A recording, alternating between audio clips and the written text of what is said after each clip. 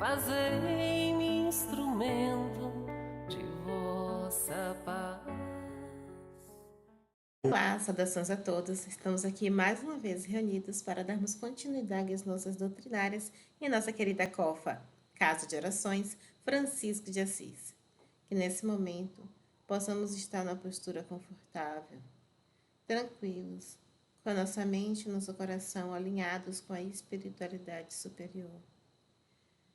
E que nesse momento possamos dedicar esse momento para nós, para nos alimentarmos de boas vibrações, bons pensamentos, de uma reflexão profunda, que irá nos auxiliar em nosso crescimento espiritual e que possamos vibrar pelo nosso planeta, mandando a chuva de bênçãos e de amor, para que todos que estão fracos, tristes, que possam se renovar, que possam ter esperança de dias melhores. E assim mandar boas vibrações para o nosso palestrante, para que suas palavras nos inspirem, que toquem o nosso coração, que nos façam refletir de alguma forma. Sendo assim, seja muito bem-vindo, Diego, que irá proferir uma palestra com o tema O Temor da Morte. Seja muito bem-vindo. Amigos da Casa de Oração Francisco de Assis, meu nome é Diego Neves, sou trabalhador do Centro Espírita Seara de Luz, uma casa espírita localizada aqui no Cabula 6, em Salvador.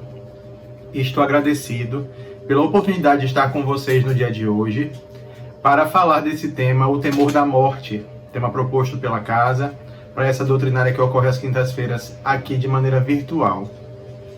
Mas antes, vamos rogar a Jesus que nos envolva nas suas vibrações de amor e paz, que nos dê o discernimento, o equilíbrio necessário para compreendermos a proposta da mensagem de hoje, refletirmos profundamente sobre ela, até porque diz respeito a alguns dos nossos maiores anseios enquanto encarnados, para que a gente possa, pouco a pouco, ir se libertando de qualquer receio que tenhamos eventualmente sobre o processo da morte e nos dedicarmos de corpo, alma e coração às demandas das atividades espirituais, compreendendo que a nossa passagem pela Terra é uma passagem temporária e que não define, na verdade, a nossa condição evolutiva, muito menos a nossa natureza, única e exclusivamente.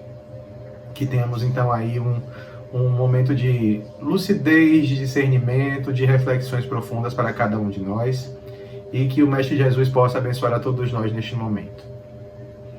A proposta de hoje, eu optei por trazer, na verdade, os conteúdos que estão contidos no livro O Céu e Inferno, de Allan Kardec, que tem no seu segundo capítulo da primeira parte exatamente o tema O Temor da Morte, em que Kardec vai fazer a definição sobre as razões que nos levam a ter o temor da morte, as causas, e finaliza esse mesmo capítulo trazendo o porquê dos espíritas não temerem a morte. E essa obra, de maneira muito peculiar, ela não é uma obra tão estudada do ponto de vista sistemático no movimento espírita. É claro, nós conhecemos as 5 obras básicas, mas o Céu e o Inferno dificilmente é alvo, por exemplo, de um grupo de estudo dedicado ao acompanhamento dessa obra. Pelo menos é a nossa percepção dentro do trabalho de exposição doutrinária e de frequência, comparecimento a outras casas espíritas aqui da nossa cidade, do interior. Então, estudar a obra O Céu e o Inferno talvez seja o estudo mais necessário nos dias atuais para todos nós que já estamos no Espiritismo e que já nos debruçamos durante muito tempo e seguiremos nos debruçando sobre o estudo do Evangelho segundo o Espiritismo, do Livro dos Espíritos, Livro dos Médiuns, a Gênese. Mas o Céu e o Inferno, de fato, como o próprio Kardec coloca no seu prefácio, ele é a obra que nos prepara para a jornada que seguirá após o nosso desencarne. Que para nós, em essência, não é nada novo, mas que para a consciência encarnada, essa consciência limitada aqui na sua expressão, na sua percepção do mundo à sua volta, da sua natureza espiritual, impregnada, impactada pela vivência material, é sempre uma jornada nova, o desencarne, na morte. não é? O desencarne já é um outro processo, que caberia aí uma outra oportunidade de conversar. Mas é importante também que a gente tenha em referência, nesta obra, que Kardec vai trazer 2 pontos de partida para a compreensão desse temor da morte. E para que a gente possa compreender, é preciso entender qual é a sua origem, de onde é que surge. Em O Livro dos Espíritos, a gente vai ver que, na verdade, a fé na vida futura, a certeza da vida futura, é uma certeza que o Espírito traz consigo das maneiras mais instintivas. Né? É o seu instinto que sugere que não se encerra a vida apenas com a morte do corpo físico. É um sentimento inato em um espírito.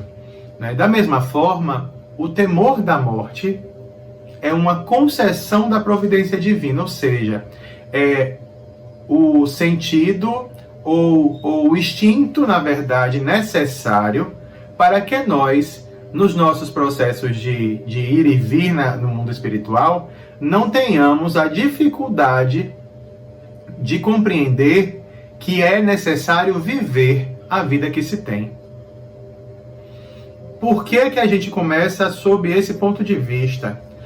Porque a ideia vaga da morte como um fim, a ideia de que após a morte nada acontece, nos sugere a ideia de que também não é necessário fazer nada proveitoso ou útil que nos leve a uma transformação moral, a uma reforma íntima, a uma modificação de comportamento, enquanto estamos encarnados.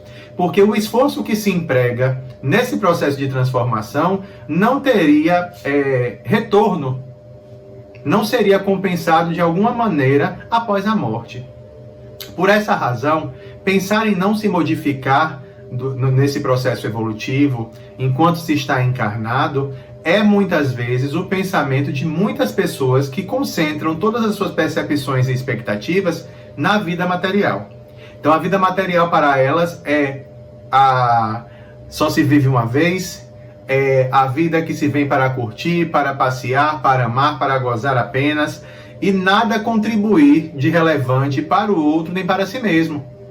Porque viver, não é, de maneira prazerosa, satisfatória nas suas necessidades de toda a ordem, para o indivíduo é suficiente.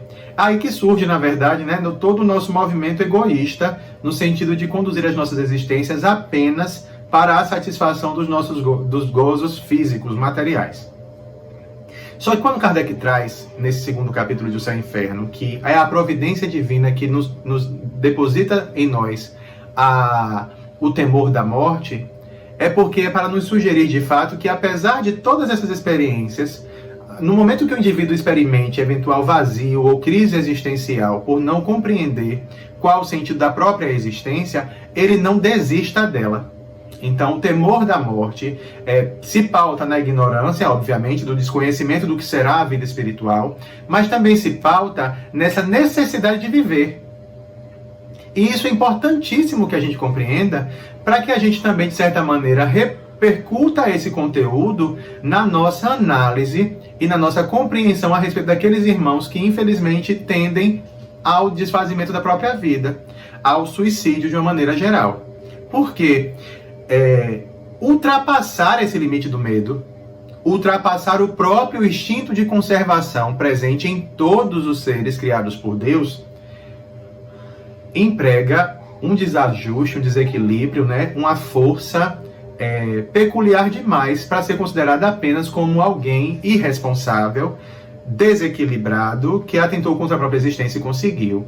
Gente, vencer as barreiras impostas pela própria consciência espiritual, as barreiras impostas pela própria providência divina, não é das tarefas mais simples, porque se assim fosse, todo suicida em potencial conseguiria o seu intento quando tentasse. E a gente sabe que muitos tentam, mas não conseguem. Então, compreender que o medo de morrer é essencial para a nossa sobrevivência, né? A nossa sobrevivência e a preservação da nossa vida no tempo que ela tenha de durar nessa existência, é também acréscimo de misericórdia. Não é apenas apego às coisas materiais, mas na dimensão material das coisas, a gente precisa compreender ou ter a ideia de que a vida não se resume apenas a isto, mas que também o que virá após isto passa a ser um objeto de incerteza do indivíduo. Então, considerar que o temor da morte, ele tem fundamento em Deus, vai ser fundamental para que a gente compreenda também o comportamento daqueles que ultrapassam esse limite. Porque a concessão divina desse temor, desse bloqueio, digamos assim, é uma medida. Mas essa medida, em dados momentos, ela é suprimida, ela é afastada pelo desespero que o espírito possui enquanto encarnado diante da sua própria existência. As situações são das mais diversas que levam alguém, né, a dar cabo da própria existência.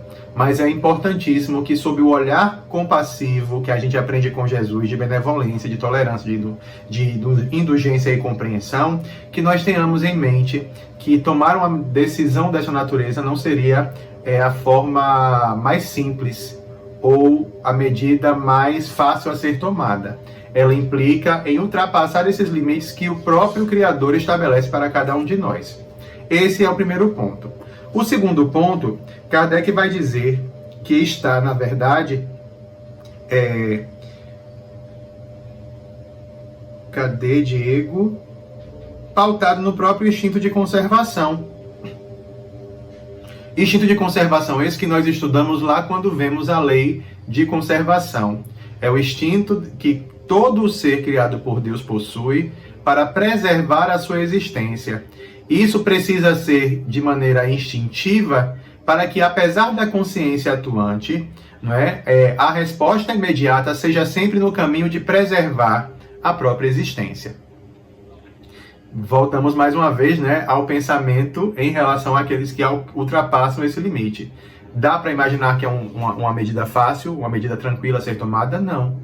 Se o nosso próprio corpo, e nós temos a prova disso, é o nosso próprio corpo quem trabalha para sobreviver.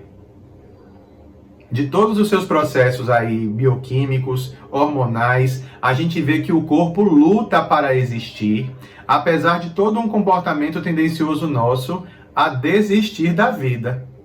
Então, ele produz atividades dentro do corpo que permitem que, antes que a vida deixe de acontecer, ele possa utilizar todas as reservas existentes no corpo.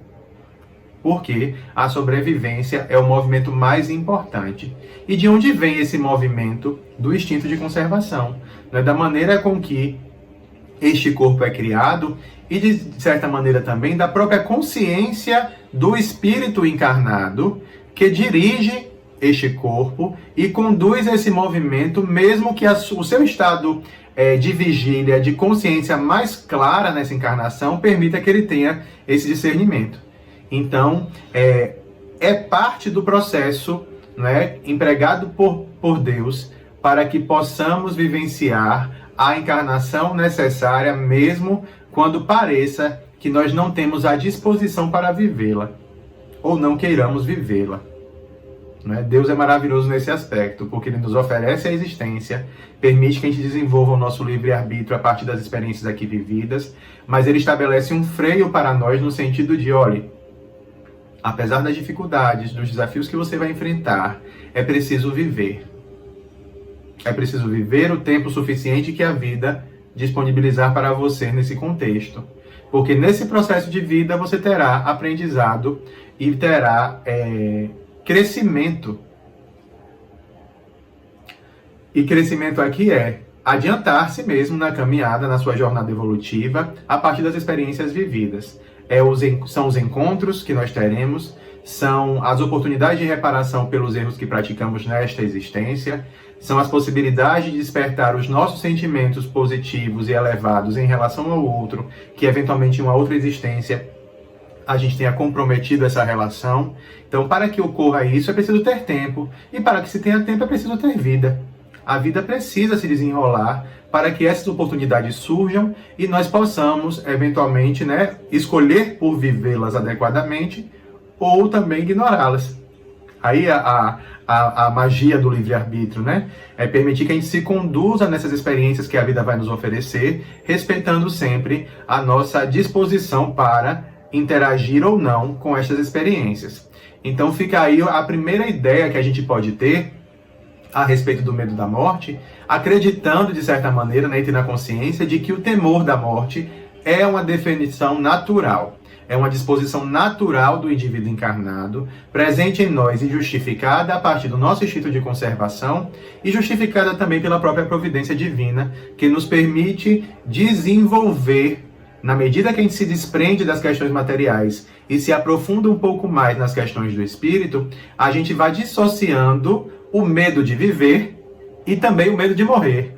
A gente vai viver para realizar o que tiver de ser realizado, mas compreendendo que em um dado momento nós teremos a interrupção dessa vida por força natural das coisas mesmo, pelo nosso planejamento reencarnatório, pelo tempo, né, que nos foi dado nessa encarnação, mas para que a gente alcance esse estado, é preciso, aí sim, agora, refletir sobre as questões que dizem respeito ao espírito e o seu envolvimento e a sua relação com o mundo material.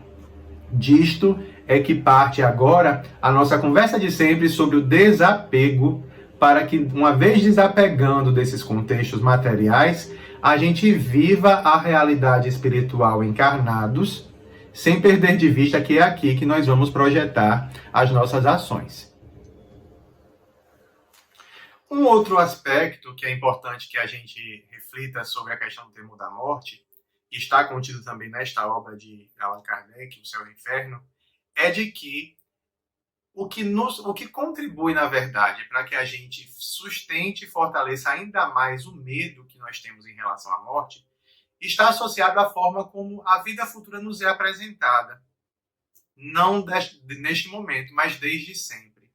Nós não podemos perder de vista que nós somos espíritos que atravessamos diversas encarnações em experiências religiosas das mais diversas. Dentre elas, aquelas que pintam, de fato, a existência de espaços físicos delimitados no mundo espiritual, onde nos encontraremos, ora, para viver, né, a graça ou as graças de uma vida equilibrada aqui, pautada no bem, no amor, na certeza de que fizemos toda a vontade de Deus, nos levaria, então, a uma vida de sossego, de tranquilidade, de nada a fazer e de contemplação estacionada no mundo espiritual.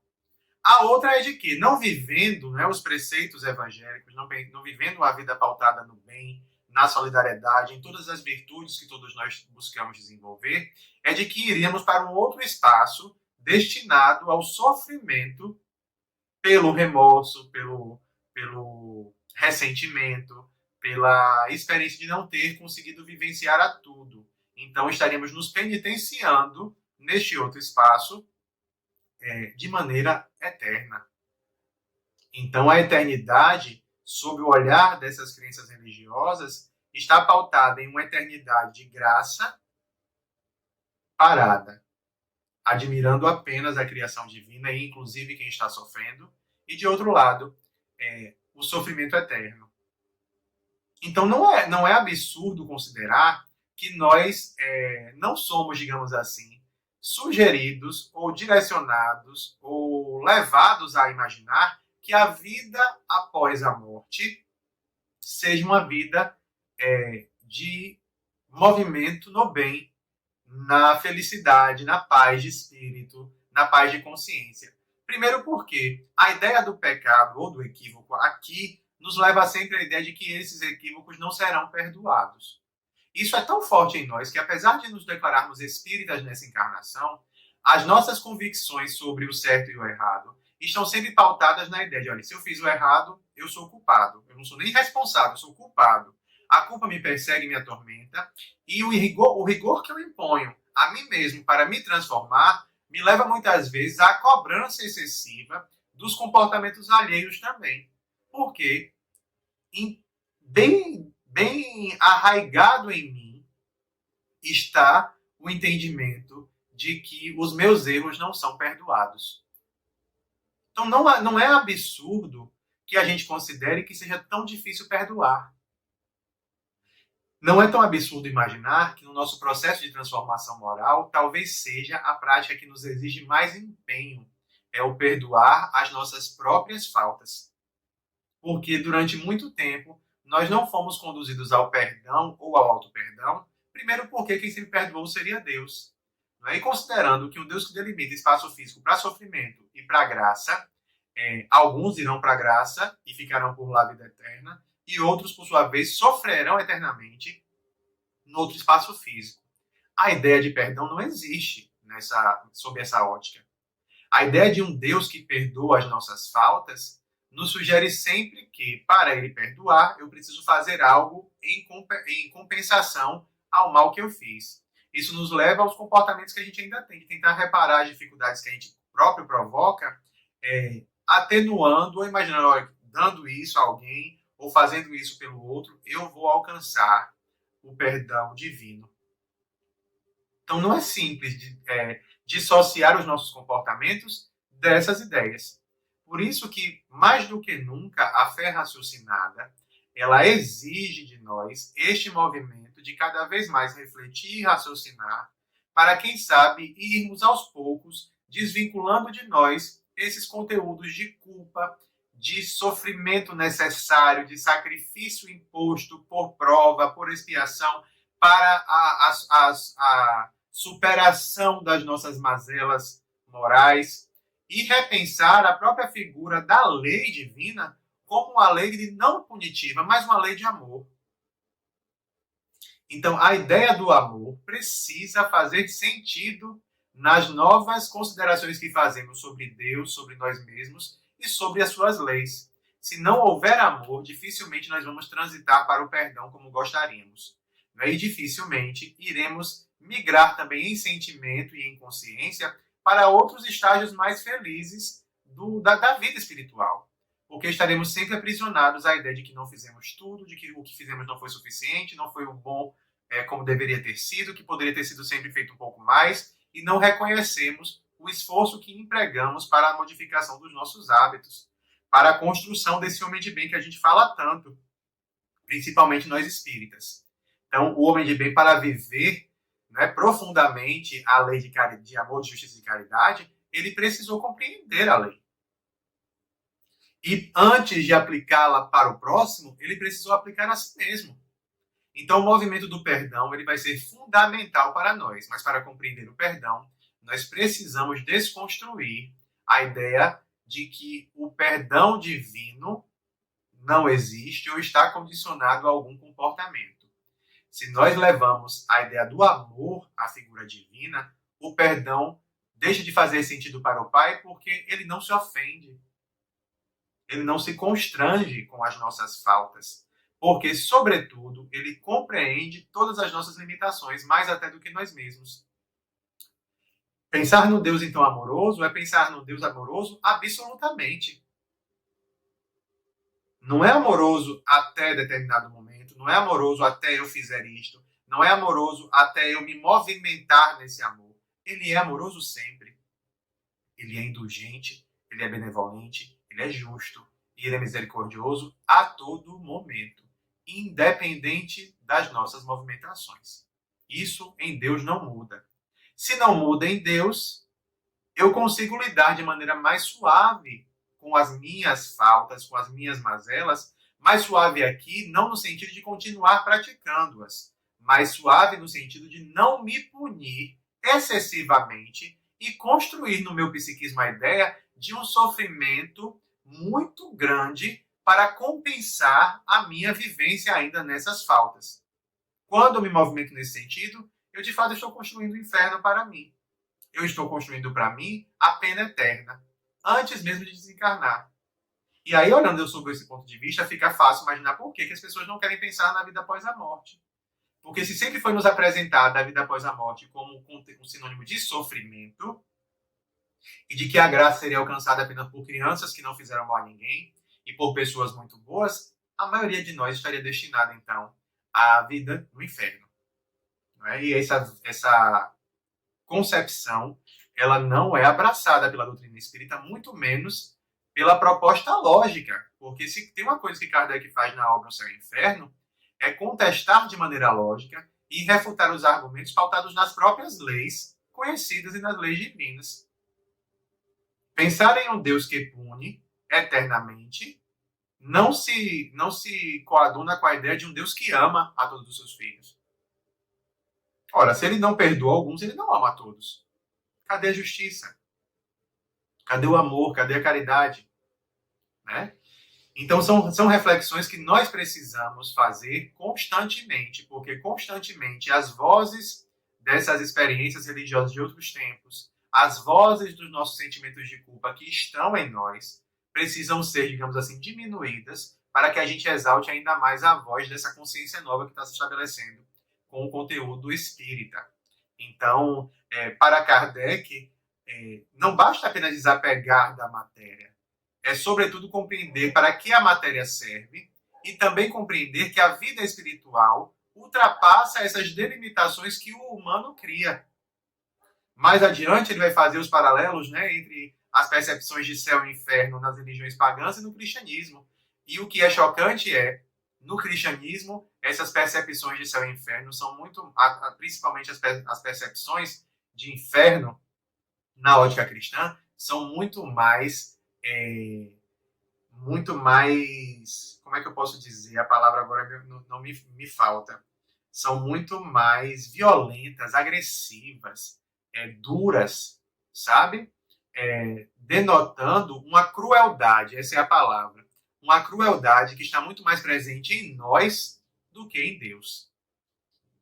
Então, seria o segundo movimento, né? O primeiro movimento é reconhecer o sentido necessário do temor da morte, presente em nós por atribuição da própria providência e desse instinto de conservação.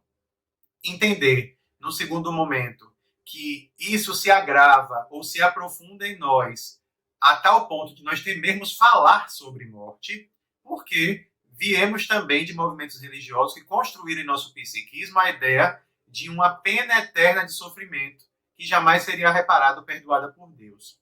Né? E agora, um movimento novo, que é um movimento que o Espiritismo apresenta na ideia de que não há punição eterna. Há amor incondicional. Se há amor incondicional, há sempre possibilidade de se vincular ainda mais a este amor. Não só pela reencarnação, mas também pelas transições nossas na erraticidade entre uma encarnação e outra. O mundo espiritual passa a ser o mundo espiritual, com os seus desafios, com os seus acréscimos de misericórdia, com as suas oportunidades de crescimento, conforme as nossas necessidades. Só que compreender e desenvolver a certeza desse mundo material exige o quê? Empenho de nossa parte, principalmente para nos liberarmos dos conteúdos que dominam ainda as nossas emoções. Mais uma vez, autoconhecimento e reforma íntima são essenciais para que a gente estabeleça em nós a certeza de uma vida espiritual, não é? Considerada, sim, no que fazemos aqui, mas que não é destinada a um estágio eterno de dor e sofrimento, porque o espírito precisa progredir. Parece que a gente está, né, repetindo os conteúdos, os princípios da doutrina espírita, mas nós precisamos repeti-los para nós mesmos, para fazer sentido cada vez maior para nós e assim nos conduzirmos melhor nessa existência. O que levaremos daqui, o que elaboramos em nível do sentimento. O que levaremos conosco daqui, né, são os aprendizados, mas, sobretudo, o que nos fará avançar na caminhada é como também lidamos com as questões materiais aqui. Então, entender a matéria como um meio de progresso vai ser fundamental. Um meio de progresso que não me faz só progredir, mas me ajuda a progredir, auxiliando também o meu irmão do caminho a realizar o mesmo movimento de progresso. Então, a gente tem o dever de fomentar em nós essa reflexão, porque não vai ser uma conclusão de imediato. Porque ela faz sentido no nível racional. Faz todo sentido que Kardec coloca. Mas é preciso também sentir. E para sentir, a gente precisa mergulhar em cada um de nós, né? Mergulharmos em nós mesmos para observar como repercute em nós esses sentimentos. Alguns dirão, olha, Diego, eu vejo dessa forma, eu entendo, mas no meu íntimo eu ainda sinto desta maneira. É parte do processo.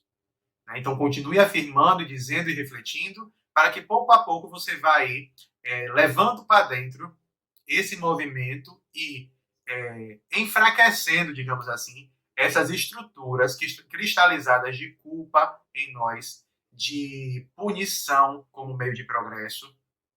Entender que, sobretudo, não há necessidade de se punir se a gente aprende com os nossos erros, com os nossos equívocos. Aí a gente tem como agora, né, caminhar para a parte final do capítulo, que é destinada, como Kardec coloca, ao por que os espíritas não temem a morte. E ele vai dizer por que os espíritas não temem a morte. A doutrina espírita modifica completamente a maneira de encarar o futuro. A vida futura deixa de ser uma hipótese para ser realidade.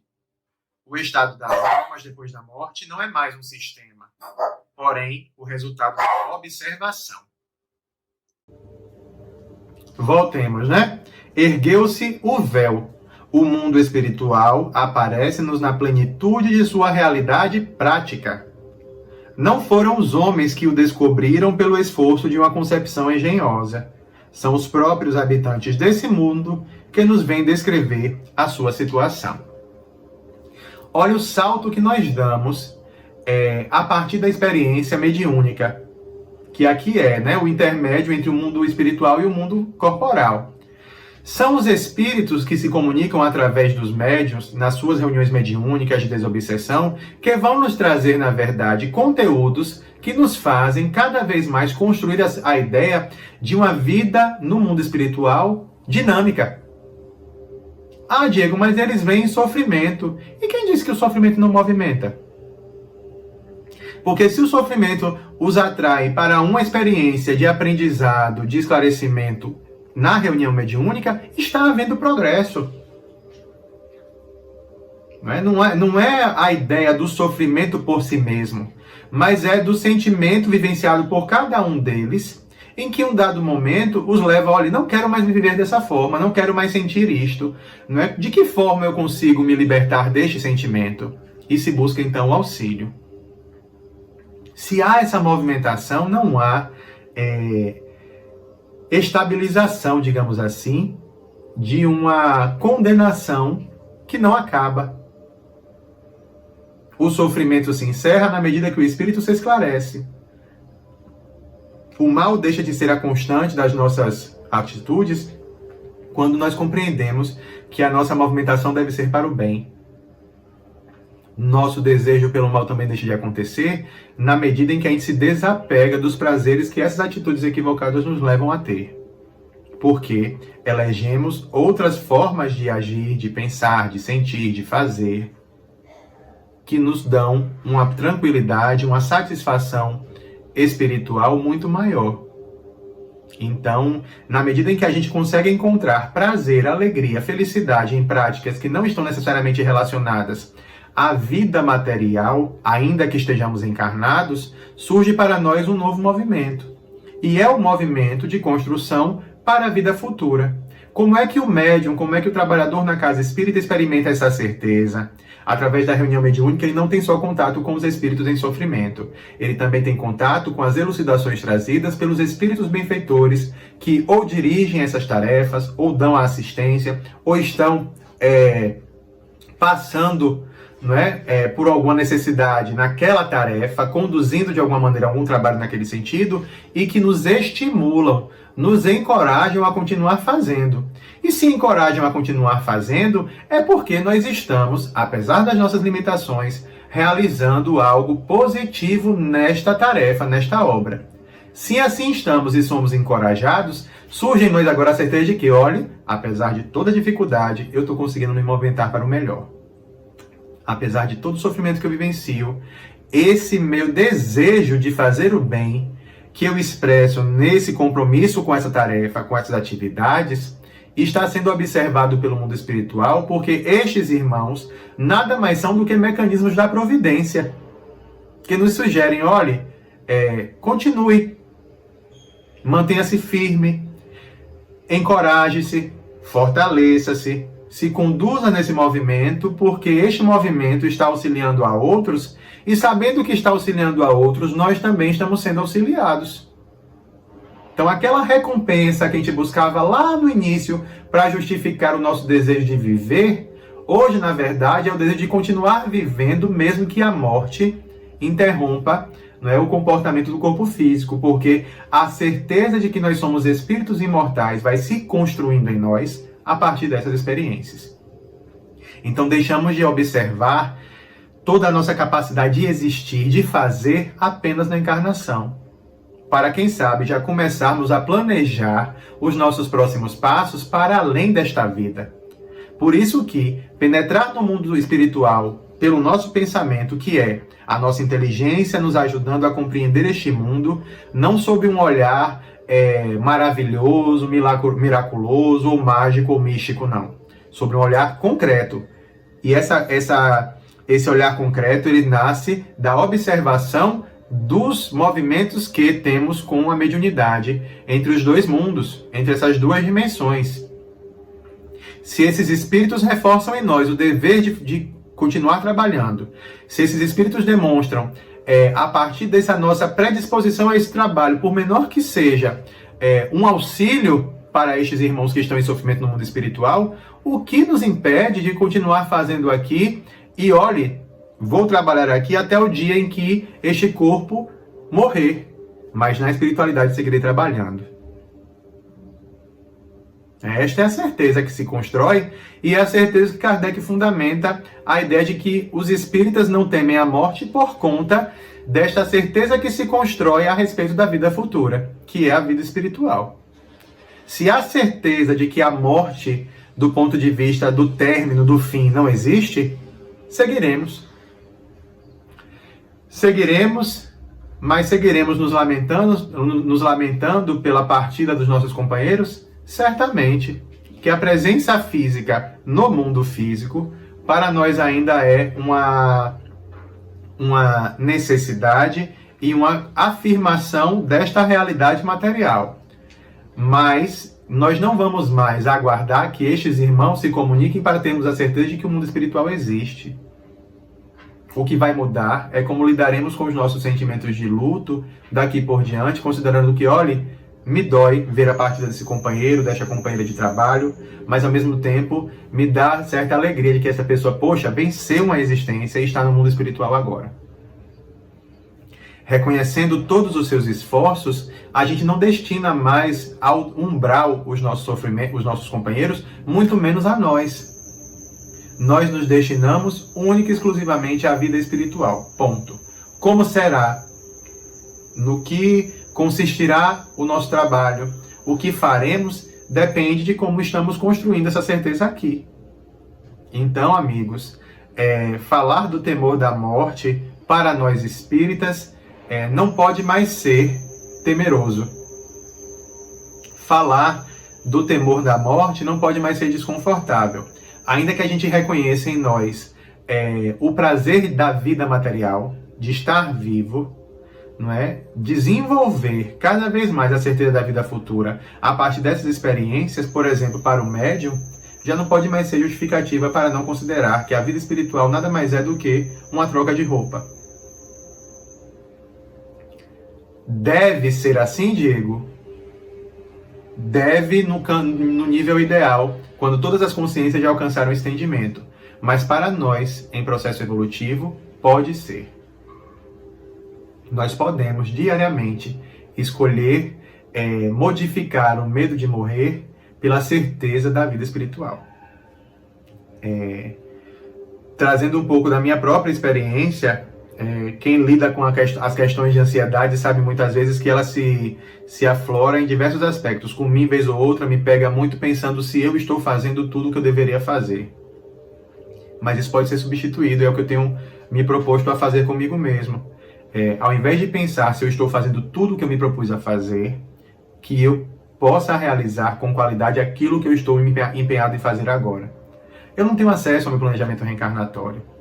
Os meus compromissos certamente estão depositados na minha consciência, mas eu sou nesta encarnação o que eu posso ser E se eu puder ampliar cada vez mais o meu estado de consciência para ir fazendo um pouco mais, mergulhando um pouco mais em mim, certamente eu vou encontrando outros compromissos assumidos e buscando realizá-los. Mas onde eu estou hoje, agora fazendo, eu preciso realizar da melhor maneira possível. E é neste fazer que eu desenvolvo também essa consciência de imortalidade, que olhe, o que eu estou fazendo hoje renderá frutos aqui no plano material, mas renderá também no mundo espiritual.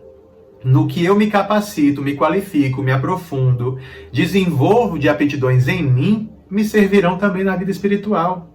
Então, ao invés de me preocupar se eu estou fazendo tudo, que eu me preocupe em estar fazendo o melhor possível naquilo que eu já tenho consciência do dever. Não é? Então, fica essa proposta de ressignificação dos nossos temores. Porque ainda encontramos, sim, espíritas que têm medo de morrer. Ainda assim, encontramos pessoas que estudam a doutrina espírita, mas que não atravessam a vida material e consideram o seu existir no mundo espiritual. Ainda temos espíritas que, apesar de todo o movimento para o bem, ainda consideram aquela conversinha que a gente ouve sempre em palestra doutrinária. Eu vou dar uma chuveirada no umbral. Então, a proposta que eu gostaria de deixar para você da Casa de Oração Francisco de Assis é: não se permita mais elaborar um pensamento dessa natureza. Porque é onde há um pensamento de inferioridade tão profunda que desconsidera todo o bem que você está fazendo, a culpa. E se a culpa, preencha os espaços onde a culpa existe com amor. Né? Ame mais, faça mais, ame cada vez mais e melhor, mas não deixe de considerar que todo o esforço que você está empregando agora, ele é o suficiente, ele é o possível e ele é também o necessário para sedimentar, digamos assim, a sua estrada na vida espiritual. Então, tire a chuveirada do umbral e troque, né, por uma chuveirada de luz, um retorno em que seus companheiros da vida espiritual que estão torcendo por você estão lá lhe aplaudindo porque reconhecem todo o seu esforço em vencer as suas más inclinações e praticar a lei de justiça, de amor e de caridade na sua inteireza possível, na dimensão do nosso progresso, né, da nossa consciência, da nossa vontade e no nosso desejo sincero de fazer o bem. Eu espero ter colaborado com as reflexões deste grupo, agradecer mais uma vez a oportunidade de estar com vocês, ainda que virtualmente, né, e rogar a Jesus que nos abençoe e nos dê sempre a sua paz e que cada vez mais consigamos despertar ainda mais a nossa consciência. Muita paz para todos, um abraço fraterno. Queremos agradecer por essa maravilhosa palestra. Muito obrigada, Diego. Muito obrigada a todos que dedicaram esse tempo para nos prestigiar, para refletir, para analisar um pouco desse tema, muitas vezes tido como tabu. Possamos conversar mais sobre esse tema, possamos refletir com os amigos, com a família. Afinal, é a única certeza que nós temos, né? Então, tenham todos uma ótima noite e até a nossa próxima palestra. E não se esqueçam, hein, de curtir, compartilhar essa página para que ela alcance cada vez mais pessoas. Até a próxima!